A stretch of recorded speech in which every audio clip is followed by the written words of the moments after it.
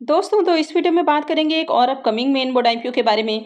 तो जल्द ही मार्केट में एक और मेन बोर्ड आईपीओ ओपन होने वाला है और ये आईपीओ है केआरएन हीट एक्सचेंजर का आईपीओ। तो चले जानते हैं कि आईपीओ कब से आने वाला है, इसका ग्रे मार्केट में प्रीमियम किस प्राइस के ऊपर ट्रेड कर रहा है।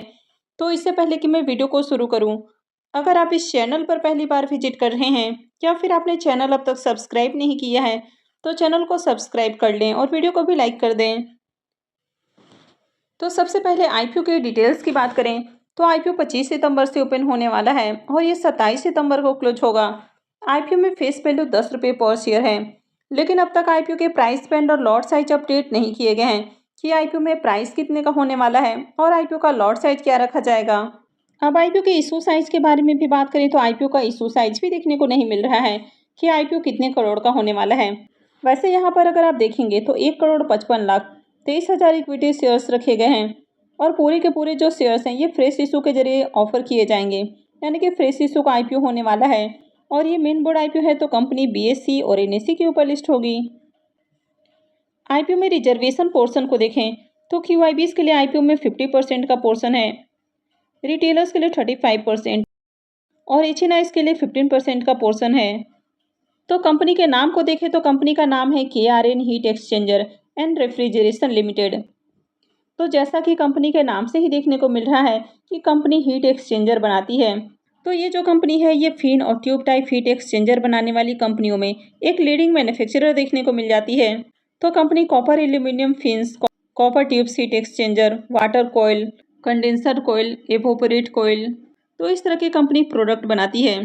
तो ये कंपनी अलग अलग शेप्स और साइज के हीट एक्सचेंजर बनाती है। तो जो भी रेफ्रिजरेटर या एयर कंडीशनर बनाने वाली कंपनियां हैं वो इनके क्लाइंट लिस्ट के अंदर आपको देखने को मिल जाती है। तो इनके कुछ प्रेस्टिजियस कस्टमर्स की बात करें तो यहाँ पर कई सारे कस्टमर्स आपको देखने को मिल रहे हैं। तो इनके क्लाइंट लिस्ट में आपको Deccan air conditioner, blue star, Kirloskar, यानी कि कुछ बड़ी बड़ी कंपनियों का नाम देखने को मिल जाता है। अब ये कंपनी इंडिया के बाहर भी एक्सपोर्ट करती है। तो company UAE, USA, Italy, Saudi Arabia, Norway, चेक रिपब्लिक, जर्मनी, यूके और भी काफ़ी सारे कंट्रीज़ के अंदर एक्सपोर्ट करते हुए देखने को मिल रही है। और इनकी जो मैन्युफैक्चरिंग फैसिलिटीज़ हैं वो राजस्थान में है, जो कि 7,800 स्क्वायर मीटर के ऊपर फैला हुआ देखने को मिलता है। इस कंपनी का बिजनेस देखें तो बिजनेस अच्छा है। ये कंपनी रेफ्रिजरेटर और एयर कंडीशनर में यूज होने वाले फिन और साथ ही हीट एक्सचेंजर बनाती है। कंपनी के फाइनेंशियल को देखें तो यहाँ पर 3 सालों का कंप्लीट फाइनेंशियल है, जिसमें 22, 23 और 24 के कंप्लीट फाइनेंशियल देखने को मिल रहे हैं। कंपनी के एसेट के अंदर देखें तो ईयर ऑन ईयर आपको जंप देखने को मिली है। कंपनी का रेवेन्यू भी देखें तो कंपनी का रेवेन्यू भी बढ़ते हुए देखने को मिला है।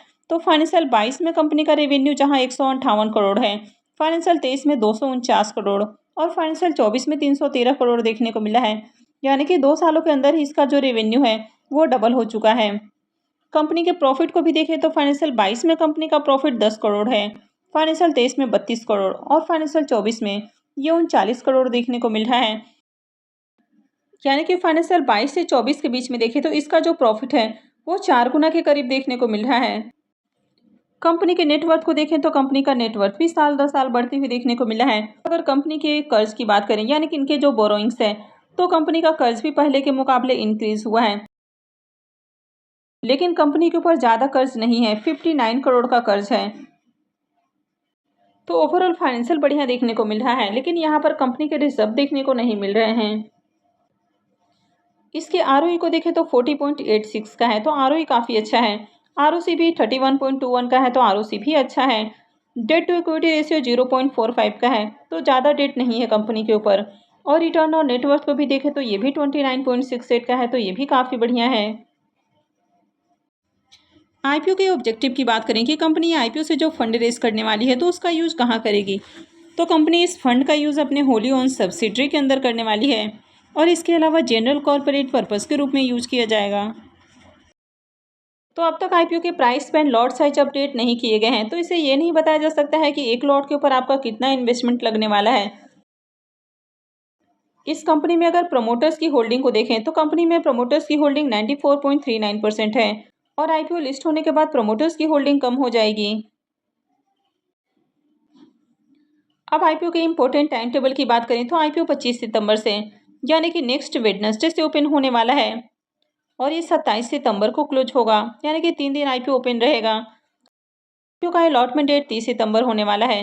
रिफंड डेट 1 अक्टूबर रहेगा। क्रेडिट डेट भी 1 अक्टूबर होने वाला है और आईपीओ की लिस्टिंग 3 अक्टूबर को होगी। तो अब तक आईपीओ के प्राइस बैंड, लॉट साइज वगैरह अपडेट नहीं किए गए हैं, लेकिन अगर इसके प्रीमियम को देखें तो प्रीमियम में कंटिन्यू तेजी देखने को मिल रही है। यानी कि कल इसका प्रीमियम जहां 215 रुपये के ऊपर ओपन हुआ, यह अभी 225 रुपये के ऊपर देखने को मिल रहा है। तो प्राइस बैंड और लॉट साइज अपडेट नहीं किया गया है, तो इसे ये नहीं बताया जा सकता है कि एक लॉट के ऊपर कितना प्रॉफिट हो सकता है और इसका प्रीमियम कितने परसेंट के ऊपर ट्रेड कर रहा है। तो जैसे इससे रिलेटेड बाकी की अपडेट आती है तो मैं भी आपको अपडेट कर दूंगी। तो आगे भी इसी तरह की और भी अपडेट से जुड़े रहने के लिए चैनल से जुड़े रहें, चैनल को सब्सक्राइब करके रखें। और अगर आपने वीडियो को अब तक लाइक नहीं किया है तो वीडियो को भी लाइक कर दें। और वीडियो को अंत तक देखने के लिए आप सबका बहुत बहुत धन्यवाद।